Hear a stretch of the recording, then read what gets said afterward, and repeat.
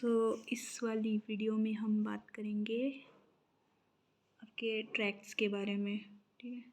तो ट्रैक्ट्स हमें पता है, अब रुको, बस डिसेंडिंग ट्रैक्ट्स के बारे में, ये एनाटॉमी के नोट्स हैं।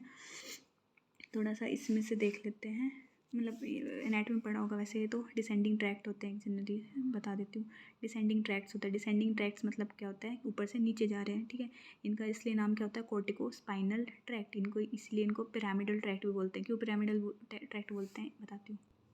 हाँ, ये हमें पता है कि ये ब्रेन स्टेम है, ये मिड ब्रेन है, ये पोन्स है, मेडुला है। मेडुला में हमें पता है कि जो दो एलिवेशन होती है, ये उठी हुई होती है थोड़ी आगे, और फिर यहाँ पे उठी हुई होती है, ठीक है। इन एलिवेशंस को, इन बीच वाली एलिवेशंस को क्या बोलते हैं, पिरामिड्स, और इस साइड वाली एलिवेशन को क्या बोलते हैं, ऑलिव, ठीक है। तो इन एलिवेशंस को पिरामिड बोलते हैं, और जो ट्रैक्ट है ना हमारे ऊपर से नीचे जा रहे हैं, वो इस पिरामिड से होते हुए जा रहे हैं, इसलिए इसको पिरामिडल ट्रैक्ट बोलते हैं।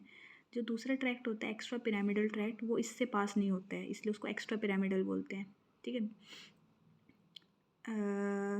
इसलिए इस अभी जो डिसेंडिंग ट्रैक्ट है उनको पिरामिडल ट्रैक्ट इसलिए बोलते हैं क्योंकि इस वाले पार्ट से होते हुए जा रहे हैं बीच से, ठीक है, इसलिए पिरामिडल ट्रैक्ट बोलते हैं।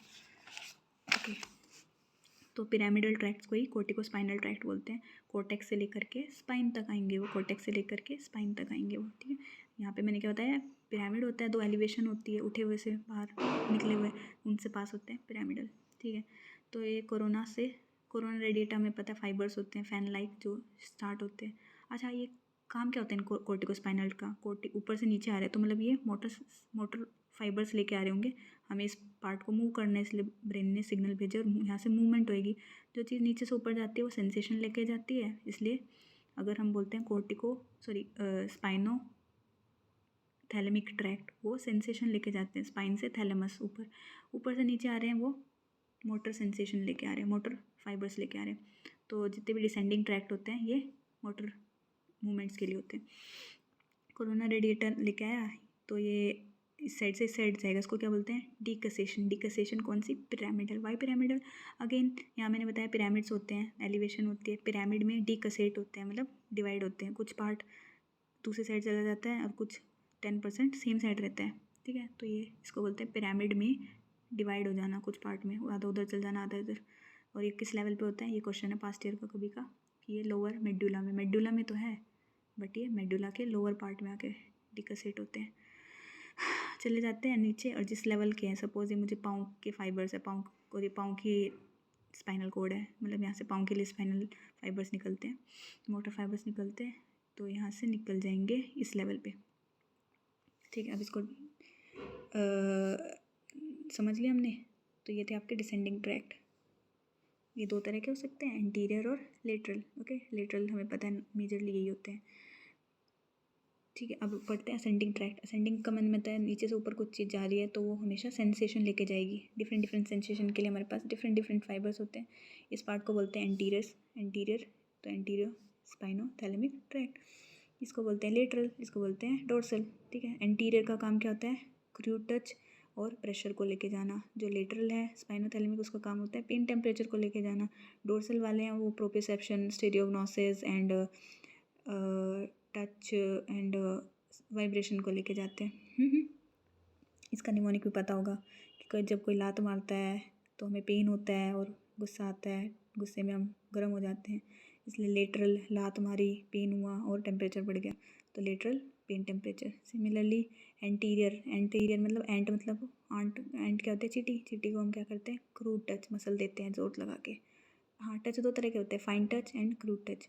क्रूड मतलब होता है थोड़ा ज़ोर से, नहीं क्रूड टच होता है, सॉरी, कॉटन की तरह, अगर जैसे कॉटन हल्की सी चलती है, हल्का सा महसूस टच होना, उसको क्रूड बोलते हैं।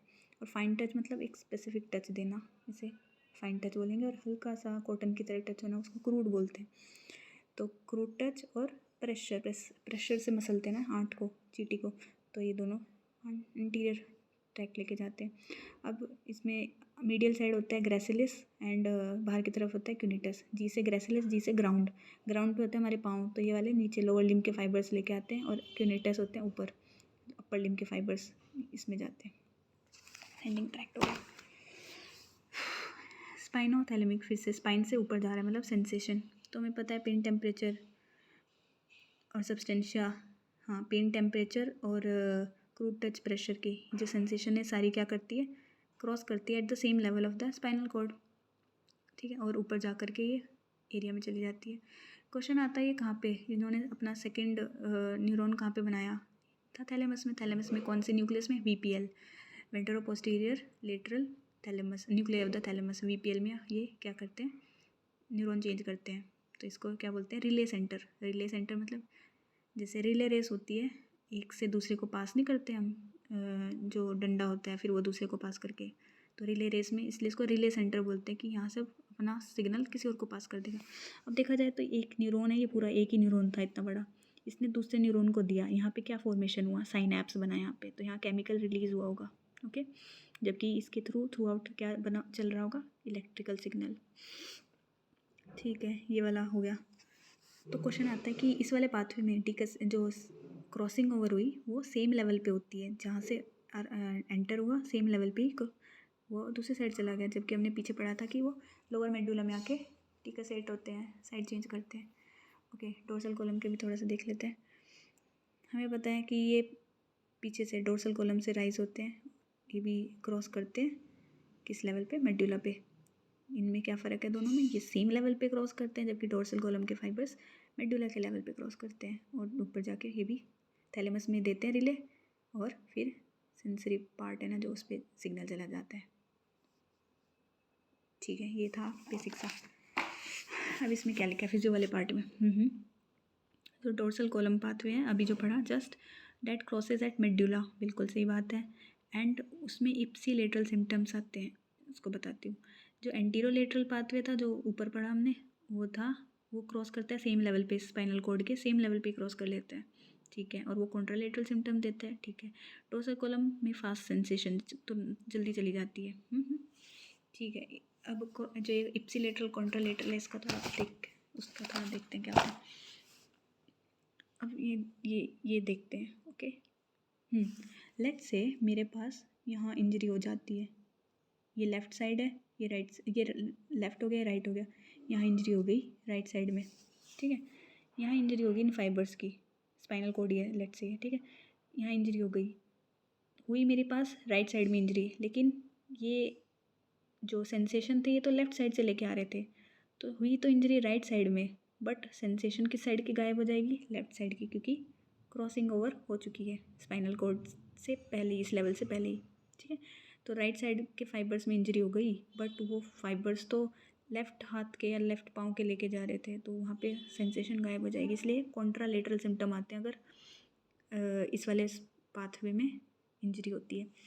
अगर हम डोर्सल की बात करें, इसमें भी देख लेते हैं, यहाँ जैसे ये मेडुला था, ये स्पाइनल कॉर्ड है, मेरे पास इस साइड के फाइबर्स में इंजरी हो गई, ये है मेरा लेफ़्ट साइड के फाइबर्स में इंजरी हुई, बट वो सेंसेशन भी तो सेम साइड से लेके आ रहे थे, इसलिए जो डोर्सल है उसमें इप्सिलेटरल लॉस ऑफ सेंसेशन होता है, लेफ़्ट साइड के फाइबर्स डैमेज हुए और वो सेंसेशन भी इसी साइड से लेके आ रहे थे, इसलिए ipsilateral loss of sensation of जो भी यही है, fine touch, vibration, stereognosis, proprioception, okay. Proprioception क्या होता है जल्दी से, कि हमें पता है हमारे जॉइंट्स किस पोजीशन में बिना देखे, मुझे पता है मेरा पाँव का अंगूठा कितना बेंड हो रहा है, मतलब नी कितना बेंड हो रहा है, पता है मुझे बिना देखे भी। प्रोप्रियोसेप्शन, जॉइंट्स का एहसास होना हमें कि हमारा जॉइंट किस पोजीशन में।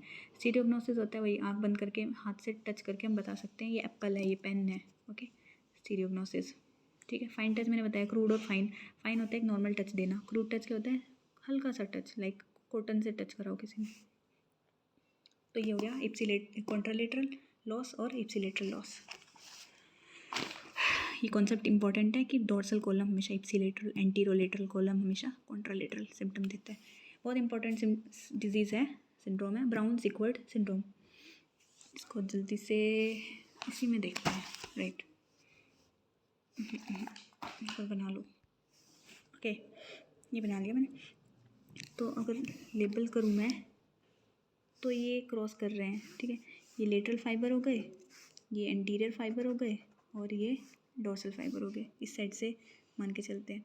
अब क्या होता है ब्राउन सिक्वर्ड में, क्या होता है, semi transection of the spinal cord हो जाता है। स्पाइनल मतलब क्या होता है इसका, डोर बना दी मैंने। मान के चलते हैं इसमें ब्राउन सिक्विड में क्या होता है, ब्राउन सिक्विड में आपके पास आधी साइड की पूरी स्पाइनल कॉर्ड क्या हो जाती है, डैमेज हो जाती है। तो ये पूरी मैं मान के चलती हूँ, ये मेरी राइट साइड है, तो राइट साइड पूरी ये क्या होगी, डैमेज हो गई। ठीक है, इस साइड नॉर्मल है, इस साइड के जितने भी फाइबर्स थे वो सारे डैमेज हो जाते हैं। तो क्या होता है, इस साइड ये डैमेज हो गए तो ये वाले फाइबर्स डैमेज हो गए, ये वाले फाइबर्स डैमेज हो गए, ये वाले फाइबर डैमेज हो गए। अब इन सब के डैमेज होने की वजह से सेंसेशन कहाँ कहाँ से गायब होएगी, ये वाले डैमेज हो गए तो इस साइड की सेंसेशन चली गई, कौन सी, ये वाली। लेटरल क्या कैरी करती है, हमें पता है लेटरल कैरी करती है पेन टेम्परेचर। तो डैमेज तो ही मेरी राइट साइड, लेकिन इसके फाइबर्स सेंसेशन लेके आ रहे थे लेफ्ट साइड से, तो contralateral loss of pain temperature. ये वाले फाइबर्स डैमेज हो गए तो contralateral loss of again anterior carry करते हैं क्रूड टच एंड प्रेशर। और ये वाले फाइबर भी डैमेज हो गए तो ये वाले कैरी करते हैं हमें प्रोप्रियोसेप्शन, स्टीरियोग्नोसिस, फाइन टच। बट ये कौन सी साइड से सेंसेशन लेके आ रहे थे, सेम साइड से। ठीक है, क्योंकि डोर्सल तो ऊपर जाके क्रॉस करते हैं ना, तो ये वाला तो अभी सेम साइड ही जाएगा। तो ये पूरा डैमेज होने की वजह से इन दोनों के कॉन्ट्रालेटरल सिम्टम्स और डोर्सल के इप्सिलेटरल सिम्टम्स आएंगे। तो इस बात को है, यहाँ देखते हैं ब्राउन सिक्विड में ipsilateral loss of same dorsal fibre की symptoms, contralateral loss of pain temperature. अब मोटर पैरालिसिस को हम ऐसे देखते हैं, ये था मेरे मोटर ऊपर से आ रहे थे सिग्नल। ठीक है, अब मैंने कहा मेरे पास यहाँ पे डैमेज हुई, मतलब डिकसेशन क्रॉसिंग ओवर तो मेडुला में ही होगी ना, फाइबर्स तो अब स्पाइनल में कर रहे हैं। मैंने कहा मेरी इस साइड से डैमेज हो गई और इस साइड डैमेज होकर के इस साइड की ही मसल को ये कॉन्ट्रैक्ट करने वाले थे, तो सेम साइड की मसल फाइबर्स डैमेज हुई और सेम साइड की मोटर मूवमेंट्स बंद गई, पैरालिसिस हो गई। ठीक है, अगर मेरी साइड की होती तो इधर वाले जो फाइबर्स है ना, इस तरफ के जो फाइबर्स है वो तो यहीं पे क्रॉस होकर के इस साइड जाते और इस साइड की मसल को मूव करते। तो इसमें हमें देखने को मिल रहा है कि मोटर मूवमेंट्स में इप्सिलेटरल सिम्टम्स आएंगे, इस साइड के फाइबर डैमेज और इस साइड की मसल पैरालिसिस। तो इसीलिए लिखा है कि इप्सिलेटरल मोटर पैरालिसिस हो जाती है। तो तीनों इंपॉर्टेंट है, कौन सा इप्सिलेटरल कौन सा कॉन्ट्रालेटरल। कॉन्ट्रालेटरल एक ही है, पेन टेम्परेचर, बाकी ipsilateral. Brown Sequard syndrome very important. और क्या बताया मैंने, वीपीएल बताया मैंने, रिले सेंटर होता है थैलेमस में। रिले सेंटर मतलब यहाँ पे सेकंड ऑर्डर न्यूरॉन बनता है नीचे से, सेकंड ऑर्डर नहीं थर्ड ऑर्डर न्यूरॉन बनता है, राइट, हाँ, एक तो स्पाइनल कॉर्ड में ही बन जाता है। तो यहाँ पे न्यूरॉन साइनेप्स बनाते हैं, ये ज़रूरी है। मतलब जो भी सेंसेशन नीचे से ऊपर ब्रेन में जानी है उसको हमेशा थैलेमस से होके गुजरना पड़ता है। इसीलिए थैलेमस एक बहुत इंपॉर्टेंट रोल प्ले करता है सेंसेशन ट्रैक्ट्स के लिए। Okay, very important. जल्दी से पढ़ लेते हैं विजन वाला चैप्टर। विजन हमें पता है, ज़्यादातर दोनों चैप्टर आपके ईएनटी और आई में कवर हो जाते हैं, राइट। तो रोड्स हमें पता है 100 मिलियन से ज़्यादा होते हैं, कॉन्स हमें पता है 5 मिलियन होते हैं। क्वेश्चन में कई बार इनकी रेशियो आ जाती है, तो याद रखना कि जो रोड्स है ना वो कॉन्स के 20 गुना ज़्यादा होते हैं। रेशियो देखेंगे तो 520 या 100, तो 20 गुना ज़्यादा रोड्स होते हैं, रोड्स इतने ज़्यादा होते हैं। रोड्स हमें पता है, रोड्स पेरीफेरी में प्रेजेंट होते हैं, नाइट विजन और डार्कनेस में देखने का काम करते हैं रोड्स। और कॉन्स हमें पता है कलर विजन के लिए होती है या फिर सेंट्रल विजन के लिए होती है। ठीक है, ये देख लेते हैं, खैर इतना इम्पोर्टेंट नहीं बट फिर भी देख। डार्क स्टेट में हमारे पास हमें पता है कि जो रेटिना है, जो रेटिनोइक एसिड है, रेटिनल है, वो हमें देखने में विजिबल हेल्प करती है रात में, डार्क में। तो होता क्या है, जैसे अंधेरा होता है, हमारी आँखें अंधेरे में जाती है, तो जो रेटिनल है ना उसकी सिस फॉर्म प्रेजेंट होती है। ये केमिस्ट्री में पढ़ते हैं, सिस और ट्रांसफॉर्म होती है किसी भी केमिकल स्ट्रक्चर की। तो जो डार्क स्टेट है उसमें सिस फॉर्म प्रेजेंट होती है, लेकिन लाइट स्टेट में हमेशा ट्रांसफॉर्म अवेलेबल होती है। तो जो ये सिस फॉर्म है ना रेटिनल की, ये हमें मतलब हेल्प करती है डार्क में देखने की, जबकि ट्रांसफॉर्म हमें नहीं करती। इसलिए डार्क स्टेट में रेटिनल अपने आप सिस में कन्वर्ट हो जाता है। ठीक है, इसको ऐसे याद रख सकते हैं, डार्क सिस्टर, काली बहन, तो डार्क में cis form, dark sister. Okay, अब एलजीबी पता है हमें, लेटर जेनिकुलेट बॉडी। हाँ, इसमें याद रखना जो लेटरल जेनिकुलेट बॉडी है वो विजन में हेल्प करती है, जो मीडियल जेनिकुलेट बॉडी है इकोलाइमा, याद है इकोलाइमा में जो एम है ना वो मीडियल जेनिकुलेट बॉडी के लिए। तो LGB इसमें काम आता है, और medial geniculate body hearing auditory part में काम आता है। तो लेटरल जेनिकुलेट बॉडी के दो पार्ट्स होते हैं, ये भी पढ़ा होगा है, मैग्नोसेल्युलर और पार्वोसेल्युलर। मैग्नोसेल्युलर M से याद रखना मूवमेंट, आई की मूवमेंट्स के लिए ये वाला पार्ट रिस्पॉन्सिबल है। इसमें पता है हमें LGB में 6 लेयर होती है, पहली 2 लेयर मैग्नो बनाती है आई मूवमेंट के लिए, M से मूवमेंट, M से मैग्नो। पार्वो सेलुलर है जो, वो कलर विजन के लिए काम आता है, और इसमें 3, 4, 5, 6 ये 4 लेयर इंपॉर्टेंट होती है। ऐसे क्वेश्चन है, इसको ऐसे रट लेना। 146 इसमें से 146 ये क्या करते हैं, इस आँख के जो 146 फाइबर है ना, वो इस साइड के विजन में हेल्प करते हैं, ठीक है, क्रॉस करते हैं, मतलब 146 है ना, वो क्रॉस कर जाते हैं, तो इसलिए लिखा है कॉन्ट्रालेटरल सेंसेशन देते हैं, कॉन्ट्रालेटरल ऑप्टिक ट्रैक्ट बनता है। 146 इसको एज इट इज़ याद रखना। हियरिंग में मैंने बताया मीडियल जेनिकुलेट का पार्ट रोल होता है, उधर लेटरल जेनिकुलेट का रोल है। एंडोलिम्फ का पोटेंशियल कितना होता है, +80 होता है मिलीवोल्ट। किसकी वजह से होता है, पोटेशियम, ये भी हमें पता है कि बीच में जो होता है ना मीडिया, सो पोटेशियम होता है, और वो कहाँ से रिलीज़ होता है, स्ट्राया वेस्कुलरिस। ये भी क्वेश्चन पास्ट ईयर का है कि जो पोटेशियम होता है मीडिया में एंडोलिम्फ में, वो कहाँ से आता है, स्ट्राया वेस्कुलरिस रिलीज़ करती है। इस टॉपिक को या तो ENT से देख लेना एक बार, ठीक है, कि मतलब पूरा जो स्ट्रक्चर है, कौन सा स्ट्रक्चर है वो ऐसे होता है। ये मीडिया है, टिम्पैनी है, वेस्टिबुलाई है, ये बेसिलर है, ये रीजनल मेम्ब्रेन है, यहाँ स्ट्राया वेस्कुलरिस होती है, स्ट्राया वेस्कुलरिस रिलीज़ करती रहती है क्या, पोटेशियम। तो ये एंडोलिम्फ होता है, ये पोटेशियम रिच होता है, ठीक है। अब क्वेश्चन ऐसे आता है ये, हाँ, कि जो ऑटोटॉक्सिक ड्रग है वो आउटर हेयर सेल को डैमेज करती है। ENT का क्वेश्चन है ये भी। 2 तरह के सेल्स होते हैं हमारे पास, आउटर हेयर सेल और इनर हेयर सेल, ठीक है। आउटर हेयर सेल को ऑटोटॉक्सिक डैमेज करता है, हम नहीं पढ़ते हैं फार्मा में कि ये ऑटोटॉक्सिक ड्रग है, ठीक है। जेंटामाइसिन हो गई, या फिर जितने भी अमाइनोग्लाइकोसाइड होते हैं वो इरिवर्सिबल ऑटोटॉक्सिसिटी करते हैं, कोक्लियोटॉक्सिक होते हैं वो, तो वो सारी ड्रग्स आउटर हेयर सेल को डैमेज करती है, ठीक है।